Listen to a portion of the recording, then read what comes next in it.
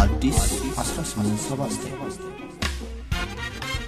ውድ የአዲስ 1879 ቤተሰቦች ዝግጅታችንን ሰብስክራይብ ያድርጉ፣ ለወዳጅ ዘመዶ ያጋሩ፣ የሚሰማዎትን አስተያየት ይስጡን። ይህን ዝግጅት አድምጠው አንዳች ቁም ነገር እንደሚያገኙ እርግጠኞች ነን።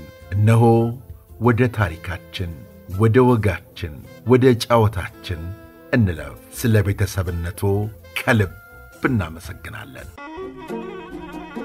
አዲስ 1879 ይህ የአዲስ 1879 የታሪክ ማስታወሻ ነው። ኢጣሊያ በአድዋ ላይ የደረሰባትን ሽንፈት ለመካስ መስከረም 22 ቀን 928 ዓመተ ምህረት ኢትዮጵያን ለሁለተኛ ጊዜ ወረረች። ጀግኖች አርበኞችም ዱር ቤት የብለው ጫካ ገቡ።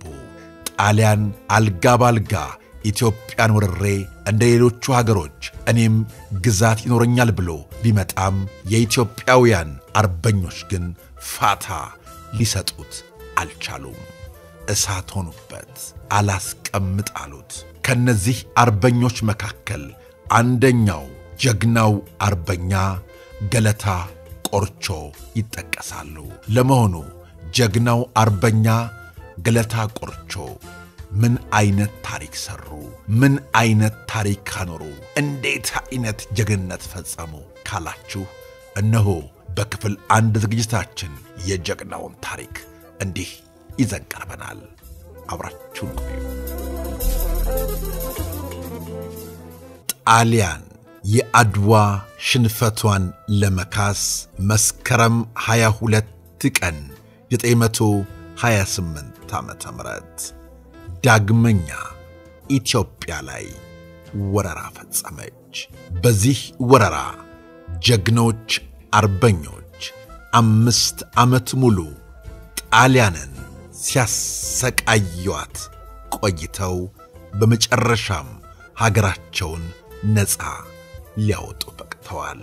ከነዚህ አርበኞች መካከል ገለታ ቆርቾ አንደኛው አርበኛ ነበሩ። ገድል ታሪካቸውን እንዲህ አንስተን እንዘክረዋለን። አብራችሁን ቆዩ። ከሚዳ መራኛ የገለታ ቆርቾ ዲሞፍተር ድምፅ ይሰማል። የተፋፋመ ጦርነት ከጠጣር ወኔ ጋር ተገጣጥሟል። እሳት ከእሳት ጋር ይጫወታል። የኢትዮጵያ አርበኞች ቆርጠዋል። ከሚዳ መራኛ የገለታ ቆርቾ ዲሞፍተር ድምፅ ያስገመግማል። ጦርነቱ ተጋግሏል። የኢትዮጵያ አርበኞች መተኪያ በሌለው ሕይወታቸው እናት ሀገራችንን ለማዳን በተግባር ቆመዋል። ቃልን በድርጊት አስመስክረዋል። መስዋዕትነት ለነጻነት ይከፈላል። ቀደምት ኢትዮጵያውያን ይህን አሳምረው አውቀዋል። ታሪክ ነቃሽ ሆኖ ተቀምጧል። ትናንት በአንበሳ አምሳል ሰዎች ነበርን፣ በርግጥም ነበርን። ከሚዳ መራኛ የገለታ ቆርቾ ዲሞፍተር ድምፅ ጥቅምት 1 ቀን 929 ዓመተ ምህረት እያስገመገመ ይሰማል። ውጊያው ተፋፍሟል። የኃይል ሚዛን በሰፊ ልዩነት ይስተዋላል። የፋሽስት ኢጣሊያ ወራሪ ኃይል ዘመናዊ መሳሪያ ታጥቋል። በሰው ኃይልም ከኢትዮጵያ አርበኞች በእጥፍ ይልቃል። ውጊያው ተጧጡፏል። ሚዳ መራኛ ነዷል። አርበኛው ለነጻነቱ ሕይወቱን ይገብራል። ባንዳ ለሆዱ የእሳት ራት ሆኗል። የሚዳ መራኛ ተጨባጭ እውነታ ይህን ያውጃል። ጀግና ይወድቃል፣ ጀግና ይጥላል። በሚዳ መራኛ ሰማይ ላይ አውሮፕላኖች ሲያንዣብቡ ይስተዋላል። ቦምቦችን ሊያዘንቡ የከጀሉ ይመስላል። ከመጡበት ከፍታ ቀንሰዋል። ዝቅ ማለት የቦምብ ጣይ አውሮፕላኖች ባህሪ መሆኑ ይታወቃል። ብዙም አልቆየም አውሮፕላኖች ቦምቦችን በማዝነብ አሻቅበው ከንፈዋል። ከቺኮዝና ዲሞፍተር ጥምር ኢላማ ለጥቂት አምልጠዋል። ቦምቦቹ ባክነዋል። በአርበኞች ላይ ጉዳት ሳያደርሱ ቀርተዋል። ገለታ ቆርቾ በድል ተስፋ ለመስዋዕትነት ቆርጧል። ነገር ግን የፋሽስት ኢጣሊያ ወራሪ ኃይል ለእግረኛው ተዋጊ የአይሮፕላን ሽፋን በግፍ አሰማርቷል። አርበኞች ውሃም ሆነ እህል ባፋቸው ሳይዞር ውለዋል። ጊዜና ቦታ እየመረጡ በስልት መሄድ ብልህነት መሆኑን አንጣ። ቅድም የነበሩ ብዙ አርበኞች አሁን ወድቀዋል። ጀግንነት ከዘር ተወርሷል። ብልህነት ግን በልምድ ይጎለምሳል። በውስን አርበኞች የፋሽስት ኢጣሊያ ወራሪ ኃይል እግረኞችንና አይሮፕላኖችን መመከት ይከብዳል። ስልታዊ መፈግፈግ ተጠይቋል። ገለታ ቆርቾ የአርበኞችን ሐሳብ በሐሳቡ አጽድቆታል። ወዲያው በቅርብ ርቀት ሰፈር አበጁ። የመጣላቸውን ጥይት ተከፋፍለዋል። በሚስጥር በርካታ ጥይቶች ገብተዋል። የተሰዉ ጀግኖችን አስከሬን ሰብስበው አንድ ቦታ ላይ አኑረዋል። ያለቀሰ አንድም አርበኛ አልነበረም። ማልቀስ ያስገምታል። አርበኛው ገና ሳይሞት ለራሱ ሕይወት የሚያለቅስ ያስመስልበታል። የአርበኛው አስከሬን ሲቀበር ማልቀስ ግን ይቻላል። የተሰዋውን አርበኛ ለመቅበር አመቺ ሁኔታ ሁልጊዜ ሊገኝ እንደማይችል ደግሞ አይዘንጋ። ጀግናው ገለታ ቆርቾና ተከታዮቹ እልህ ይንጣቸዋል። ጦርነቱን ለማሸነፍ በተቃረቡበት ሰዓት በጦር አይሮፕላኖች የቦምብ ዶፍ በጣም ውስን ርቀት እንዲያፈገፍጉ በመገደዳቸው በጣም ተበሳጭተዋል። አሁንም ወዲያው ጦርነቱን ለመቀጠል ወስነዋል። ከድል በፊት እረፍት አይታሰብም። ነክቷል። አርበኞች ተነስተው አማትበዋል። ጸሎት ትልቅ ኃይል መሆኑን ያውቁታል። ቆፍጣናው የኢትዮጵያ ጀግና ገለታ ቆርቾ አሁን አርበኞችን አስከትሎ ለውጊያ ተንቀሳቅሷል። በቅድሚያ ተነሳሽነት የነፍስ ወከፍ መሳሪያ ድምፅ አሰምቷል።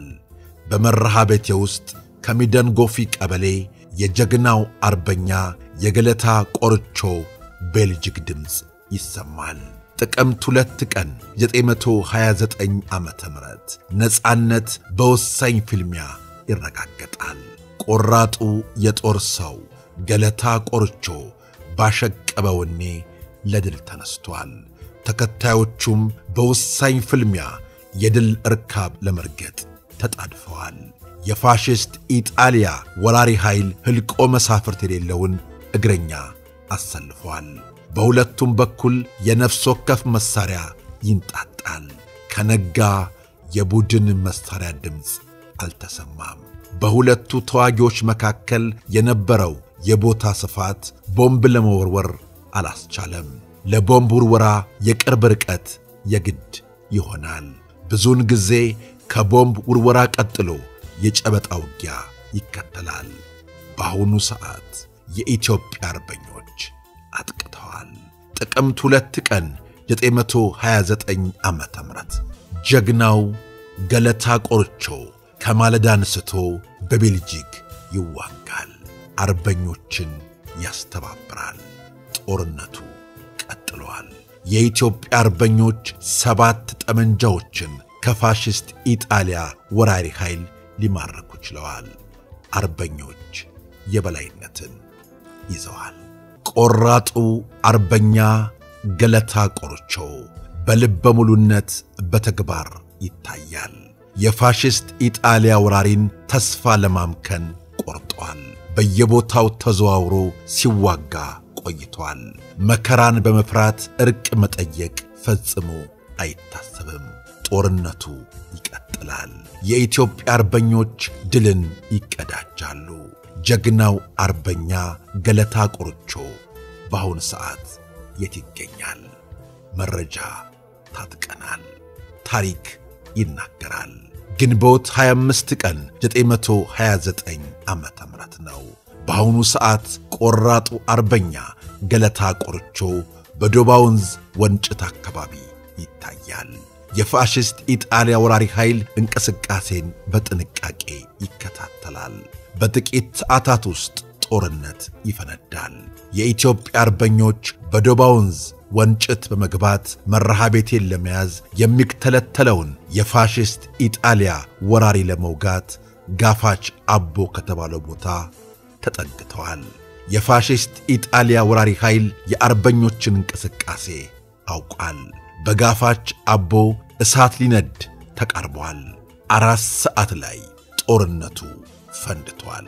የኢትዮጵያ አርበኞች በቅድሚያ ተነሳሽነት በነፍስ ወከፍ የጦር መሳሪያ ተኩስ አሰምተዋል። ሰዓቱ ከቀኑ 6 ሰዓት ላይ ይቆጥራል። አርበኞች በቁርጠኝነትና በዓላማ ጽናት ፍልሚያውን ወጥረው ይዘዋል። ጦርነቱ ቀጥሎ ውሏል። ሰዓቱ፣ ቀኑ ለሌሊት ቦታውን አስረክበዋል። ጦርነቱ ግን አላቋረጠም። በኩለ ሌሊት ላይ የጦር መሳሪያዎች ልሳን ተዘጋ። ድሉ የማን እንደነበር ታሪክ ሳይመሰክር ቀርቷል። በርካታ ባንዳዎች በእብድ ውሻ ሞት ወደ ታሪክ ትቢያነት መቀየራቸው ግን በግልጽ ታይቷል። የጀግና ክንድ እሳት ነው፣ ወላፈን ሳይሆን ነበልባል ነው። ረመጥ አይደለም፣ ትንታግ ነው። ይህ ከሸዋ ጦር ግንባር ከመርሃቤቴ የውጊያ መስመር ከጋፋች አቦ ጦር ሜዳ የጀግናው የገለታ ቆርቾ የገድል ድምፅ ነው። ግንቦት 25 ቀን 929 ዓመተ ምህረት ጦርነቱ በነጋታው እንደገና ተፋፋመ። ቀቤና በተባለ ቦታ የኢትዮጵያ አርበኞች በከፍተኛ ጀግንነት ይዋደቁ ገቡ። ብርቱ ጦርነት እንደነበር ታውቋል። በዚህ ብቻም አላበቃም። ሰኔ 1 ቀን 929 ዓመተ ምህረት በጀማና ወንጭት መገናኛ ላይ ብርቱ ውጊያ እንደተካሄደ ተረጋግጧል። ታሪክ የሁነቶች ቋሚ ምስክር ተደርጎ ይወሰዳል። የኢትዮጵያ አርበኞች ሕይወታቸውን በቤዛነት ለመስጠት በቁርጠኝነት ቆመዋል። አሁን ባላ ከተባለ ወንዝ አጠገብ አድፍጠዋል። ጀግናው ገለታ ቆርቾ የምድብ ስምሪት ሰልፍ ትዕዛዝ አውርዷል። አርበኞች ለምን አደፈጡ የሚል ጥያቄ ሊቀርብ ይችላል። ለፋሽስት ኢጣሊያ ወራሪ ኃይል ስንቅ ይዞ ይመጣ የነበረውን ወፈ ሰማይ ባንዳ ከአፈር ጋር ለማዋሃድ አደፈጡ የሚለው መልስ ይሆናል። ሕሊናውን ጥሎ ሆዱን ያንጠለጠለው ባንዳ እየተነጋጋ መጥቶ ለጀግኖች ቁርስ ይሆናል። ጎራዴው ደም ጠምቶታል። አሁን ባንዳ ከባላ ወንዝ አጠገብ ደርሷል። የሞት ግብዣ ቀርቦለታል።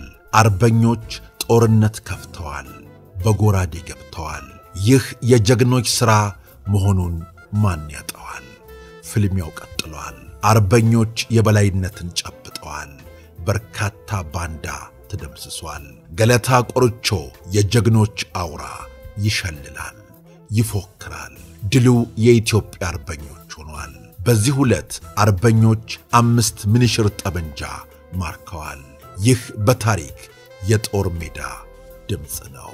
ጥቅምት 1 ቀን 930 ዓመተ ምህረት የፋሽስት ኢጣሊያ ወራሪ ኃይል ለአያሌ ጊዜ የውርደት ማቅ ለብሷል። ነገር ግን ትምህርት ሊገበይ ከቶም አልቻለም። በሚዳ ወረዳ ዲገጎሬ ላይ መሽጎ ይፎክራል። በገናናው የኢጣሊያ መንግሥት ላይ የተነሱ ጀግኖችን ተመንጥረው እንደሚጠፉ ይለፍፋል። ጀግናው ገለታ ቆርቾ ደግሞ አርበኞችን አስከትሎ ሊወጋው ሄዷል። ወዲያው ጦርነት ተከፈተ። የፋሽስት ኢጣሊያ ወራሪ ኃይል አጸፋውን ለመመለስ አልዘገየም። ጀግናው ገለታ ቆርቾ ዲሞፍተሩንና ቤልጅጉን አፈራርቆ ጦርነቱን ቀጥለዋል። አንዲት ጀግና ሴት ከውጊያ ሜዳ በቅርብ ርቀት ታቀራራለች። ገለሌ ምሳው ፉጨት ራቱ መለቃለቂያው ደም መራጨቱ እናቱ ወልዳኝ በሆንኩኝቱ እያለች ታቀራራለች። ጀግኖችን በሞራል ታጎለብታለች፣ ታጀግናለች፣ ታቀራራለች፣ ትፎክራለች። ቆራጡ ጀግና ገለታ ቆርቾ ዲሞፍተሩንና ቤልጅጉን በማፈራረቅ የፋሽስት ኢጣሊያ ወራሪ ኃይልን ያጭዳል።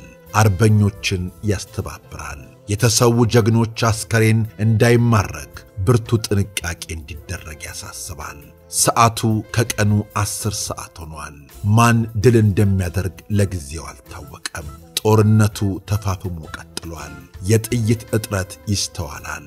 የተሰዉ ጀግኖች መሳሪያ በአርበኞች እጅ ገብቷል። የፋሽስት ኢጣሊያ ወራሪ ኃይል ተዋጊዎች ሬሳ ተዝረክርኳል። ፈንግል እንደያዘው ዶሮ የትም ወድቋል። ጦርነቱ ቀጥሏል። በጣም አስደሳች ትርኢት ይታያል። የኢትዮጵያ አርበኞች ያለ ጥርጥር የበላይነትን ጨብጠዋል። ገለታ ቆርቾ የጀግና ዘር በግዳጅ ውሎ ስሙ በወርቅ ቀለም ተጻፈ። እንዲህ አይነት ታሪክ የማይረሳቸው ብሔራዊ አርበኞች ነበሩ። አሁን የፋሽስት ኢጣሊያ ወራሪ ኃይል ፈርጥጧል። ጀግናው ገለታ ቆርቾ የጦርነት ውሎ ተዘርዝሮ የሚያልቅ አይደለም። በክፍል 2 ዝግጅታችን ታሪኩን እንመለስበታለን። ጀግናው አርበኛ ገለታ ቆርቾ የጀግኖች ጀግና ጠላትን ያርበደበዱ በመሆናቸው ብዙ ተነግሮላቸዋል። በክፍል 2 ዝግጅታችን አስገራሚ የሆነውን ታሪክ ይዘን እንመጣለን። አብራችሁን ቆዩ። አዲስ 1879